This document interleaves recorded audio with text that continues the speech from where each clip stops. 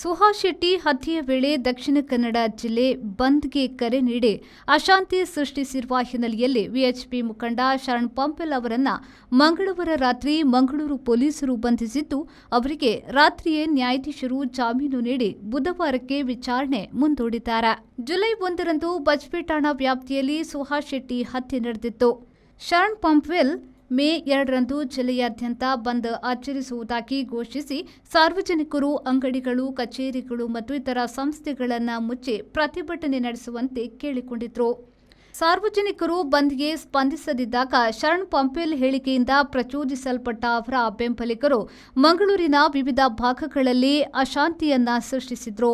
ಇದು ಸಾರ್ವಜನಿಕ ಆಸ್ತಿಗೆ ಹಾನಿ, ಕೋಮು ಉದ್ವಿಗ್ನತೆ ಮತ್ತು ಸಾರ್ವಜನಿಕ ಶಾಂತಿಗೆ ಭಂಗ ತಂದಿತ್ತು. ಆರೋಪಿಗೆ ವಿಚಾರಣೆಗೆ ಹಾಜರಾಗಲು ಬಿಎನ್ಎಸ್ಎಸ್ ಅಡಿಯಲ್ಲಿ 2 ನೋಟಿಸ್ಗಳನ್ನು ನೀಡಲಾಗಿತ್ತು.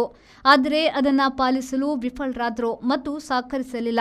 ಆದ್ದರಿಂದ ಶರಣ್ ಪಂಪೆಲ್ ಅವರನ್ನು ವಶಕ್ಕೆ ತೆಗೆದುಕೊಂಡು ವಿಚಾರಣೆ ನಡೆಸಲಾಯಿತು.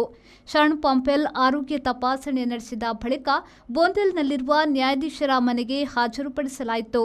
ನ್ಯಾಯಾಧೀಶರು ಶರಣ್ ಪಂಪೆಲ್ಗೆ ಜಾಮೀನು ಮಂಜೂರು ಮಾಡಿದ್ದು, ವಿಚಾರಣೆಯನ್ನ ಬುಧವಾರಕ್ಕೆ ಮುಂದೂಡಿದ್ದಾರೆ.